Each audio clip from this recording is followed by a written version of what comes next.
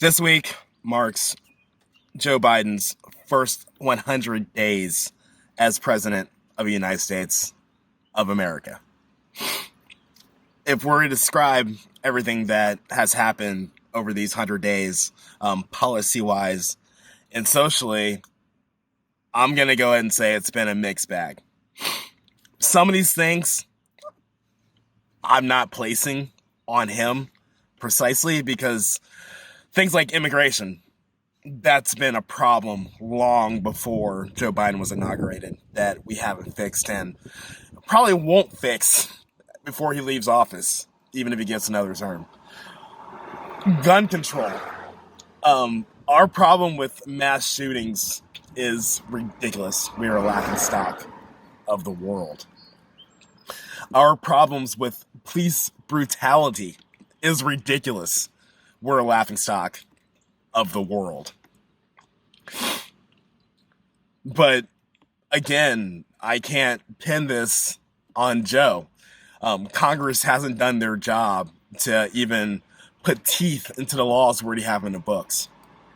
So we're just going to pass new laws, put a little Band-Aid on it, and pretend that's going to fix the problem.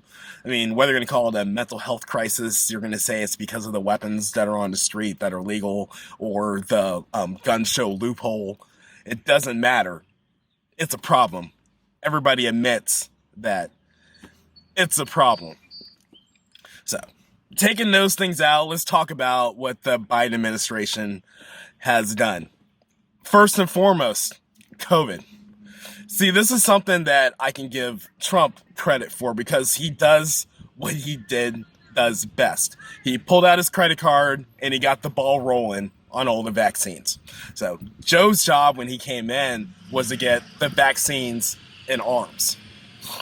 That's what he did. He set goals, he met those goals, and we're looking like we're on the other side of this if the variants don't get in the way. So kudos to Joe on that. We go back to the police reform. What has the Biden administration done with that? We're looking at the pieces of the beginning of the reform. Yeah, we had the Chauvin case. Great, but that had nothing to do with Joe Biden or Congress or anything. It happened on the local in Minnesota. Justice was served. The jury did their job.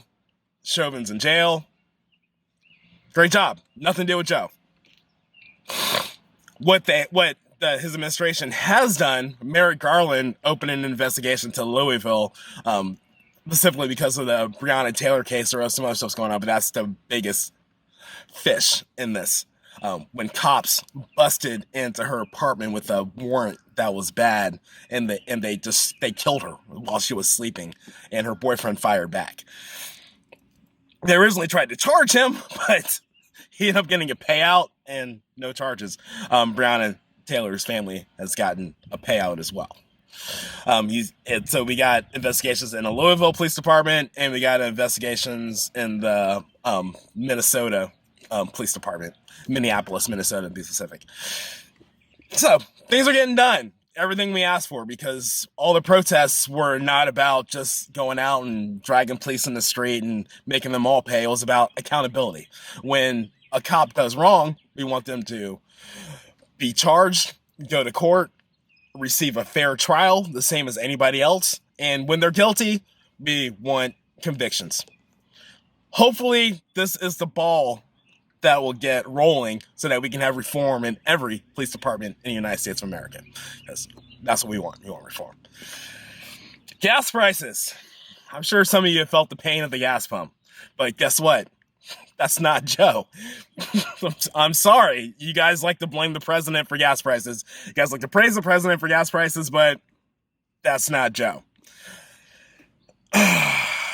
We're going through it, and we're looking at a gas shortage soon. So, what's that going to mean? Higher food prices. Your Amazon's going to cost a lot more. There's not enough drivers on the road to get everything to you. Walmart prices going up. Everything is going up. Buckle up. It's coming, but guess what?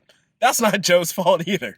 And last but not least, immigration reform. Nada. Nothing.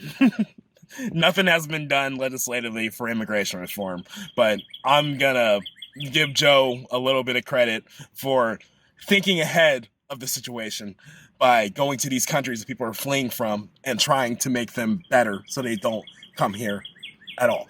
And if you look at the way the situation is now, they are rushing over here simply because we said, we will treat you humanely.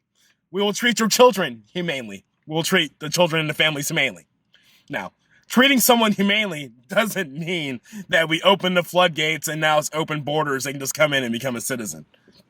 It doesn't work that way. He didn't crack the whip like Obama did. And that's not what happened here. Obama was hard on immigration, contrary to popular belief.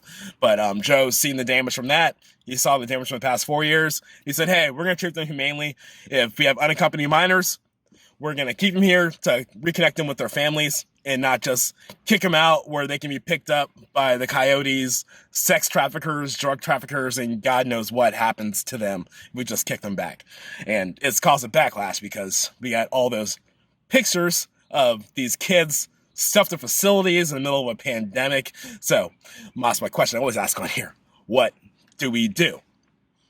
They're doing the right thing by solving the problem where the problem is and taking care of it, building more facilities here to house the kids. But we're talking about short-term solutions, and they are working on long-term solutions. So we can come back the next 100 days and talk about it again and see what the progress is in those Central American, South American countries. 100 days. It feels like it's been like 5 days with everything that's happened. Even before he got in office, first inaugurated, we had the insurrection, and which has had no investigation to find out what the hell happened because of partisanship. And then we've had COVID. We got all these variants running around, but the vaccines have been effective. But if we don't get a handle on this, we're right back at square one. What I'm not looking forward to in the next 100 days is going back to our nanny state culture.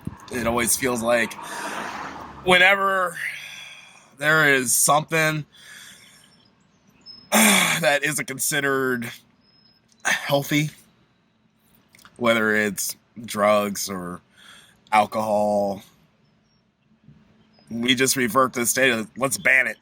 So now we got to fight for menthol cigarettes, which I'm afraid will open the floodgates to banning more stuff. Banning is never the answer.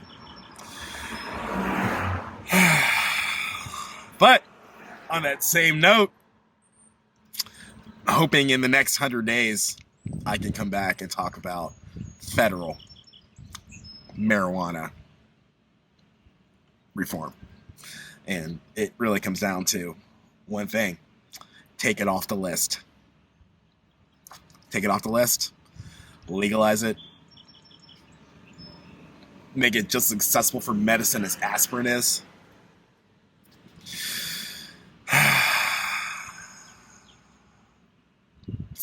We can do better. Joe, you got a lot more work to do. I mean, a lot has been piled onto you. You didn't just walk in to Crystal Palace. A lot more work has to be done, but we need the people of the United States of America to start thinking and pressuring their legislators to get the work done. Going around and complaining about Dr. Seuss and culture wars and all this stuff, it's not helping the situation. It's not helping the people that are struggling in this economy. It's not helping the people that are still getting sick from COVID. It's not helping the widening gap between the top 1% and everybody else. It's not helping the people working 3 or 4 jobs just to survive because they're working minimum wage jobs, which aren't living wages. You got to start loving thy neighbor. And guess what? The president can't do everything. We got to start working with each other. We got to start loving each other. My name is Kalfani King. Thank you for attending my Jeep Chat.